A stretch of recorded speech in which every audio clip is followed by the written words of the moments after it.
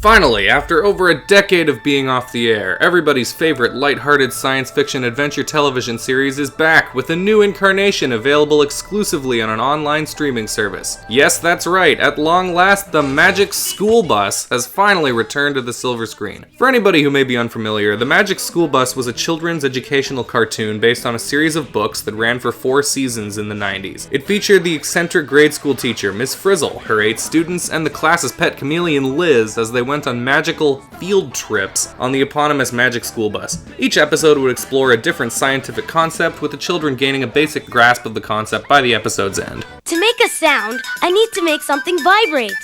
My instrument couldn't vibrate because there was too much stuff on it. Magic School Bus has always held a special place in my heart. As a young child, it was one of my favorite shows and was probably a key contributor to my interest in the sciences. So when I heard that Netflix would be bringing back the Magic School Bus after a 20-year absence, I was pretty excited. Not for myself, of course, but for today's kids who would likely never have had a chance to experience this great educational series. Now that it's out, I thought I'd give some first impressions on the new incarnation of this classic and important children's show. In preparation for this video, I watched all 13 episodes of the new series, as well as about 5 or 6 random episodes from the original series, since it's been quite a few years since I saw it last. Let me just say right off the bat to anybody who is concerned about this series that you can rest easy. The Magic School Bus Rides Again overwhelmingly succeeds at what it sets out to do and to be. It did not, as many were concerned, get the Bill Nye treatment. Give it up for DJ Seahorse! This new show stays true to the premise, format, and content of the original. Each episode prominently features one of the kids from the class having a problem stemming usually from a lack of understanding of a particular scientific phenomenon. Miss Frizzle takes the class on an adventure to learn about said scientific phenomenon, and by the end, the class has either solved the problem or has learned that it was never actually a problem in the first place. So, that pickle is really my cucumber? New episode topics include the inner workings of atoms, deep sea exploration, the human brain, global warming, and more. Most of these topics are also ones that we've learned a lot more about in the last 20 years, so it makes sense that these would be the sorts of topics the new show would focus on.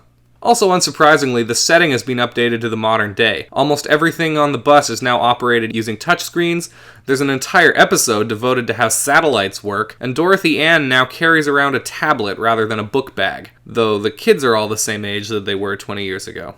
There's also a lot of references to modern trends such as blogging and the popularity of superheroes.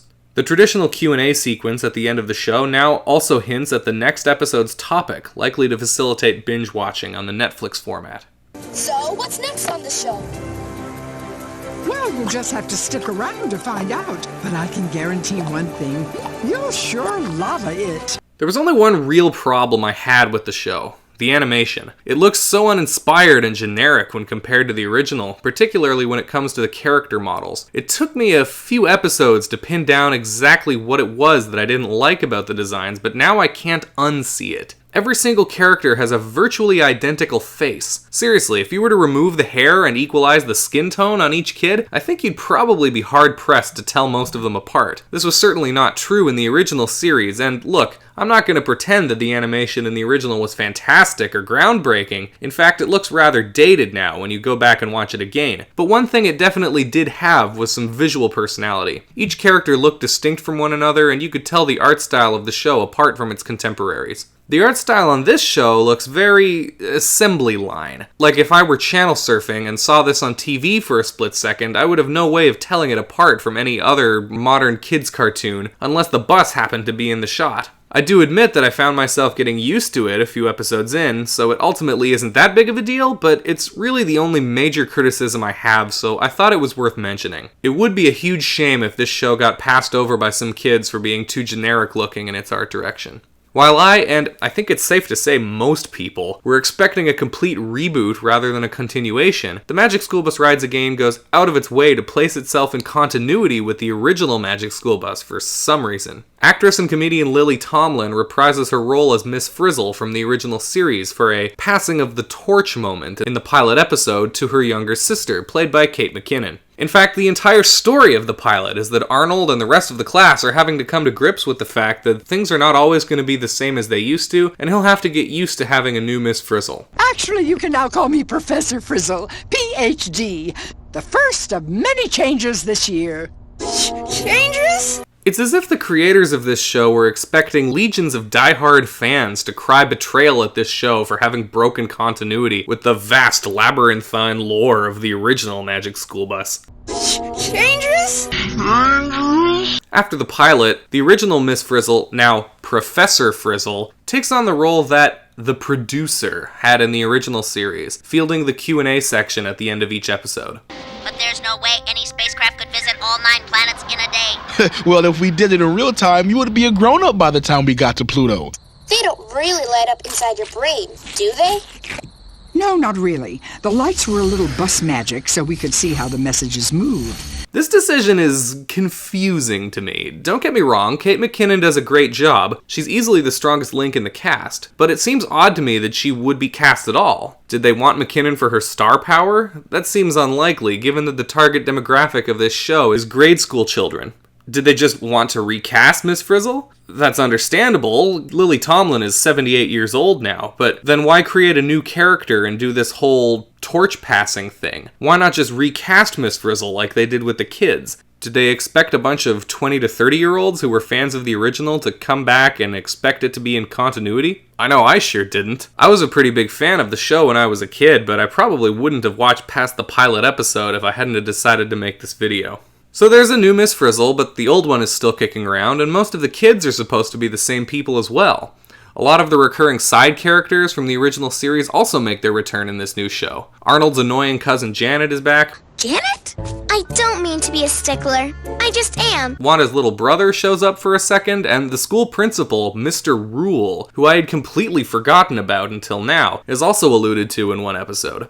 The pinball machine is mine. All mine. I was very surprised by this, having gone into the show expecting a new class of children. While all of this devotion to continuity is unnecessary and will likely go completely over the heads of its target demographic, I do have to say, I find it pretty hilarious and a little sad, honestly, that this new iteration of the Magic School Bus, of all things, seems to be more interested in maintaining continuity with its predecessor than the latest Star Trek series does. More on that once the season ends. Not everything with the Magic School Bus rides again is the same as you might remember it, though. There is one new addition to the main cast. A new student named Jody, who has replaced Phoebe as the 8th member of the class. I guess Phoebe went back to her old school? She sure talked about it enough. At my old school, we turn back in this kind of way. At my old school. At my old school. At my old school. At my old school. We were never allowed to end up in the toilet. At my old school, we never got baked. Except for that time. I will admit, though, Jody does feel like a bit of a Mary Sue. Her defining attribute is that she can construct any device you can think of in no time flat, and I do mean any device. She builds electronic locks, 3D printers, proximity motion sensors, an entire theme park ride. This took 3 months of work, but it's totally worth it. And it's even revealed that she once created a sentient robot for her science fair project. I think I would have preferred if the advanced technology aspect of the show had been reserved for Miss Frizzle and the bus. If Jody were a real person, she would have absolutely no need to be learning about 5th grade science with the rest of her class. In fact, she'd probably have an engineering degree by now. I know that having one kid be the super genius inventor is a common trope for a kid's cartoon, but it's not one that this series has ever used before to the best of my recollection. And since the premise of the show is providing children with grade school level scientific knowledge, it seems out of place to me that one of the kids learning these basic concepts for the first time already has an engineering prowess that far exceeds most real-world professionals. Jody sure would have been useful to have around back when an entire episode was devoted to understanding how copper wire carries an electrical current or how computers work. She could have taught the whole class. Uh-oh!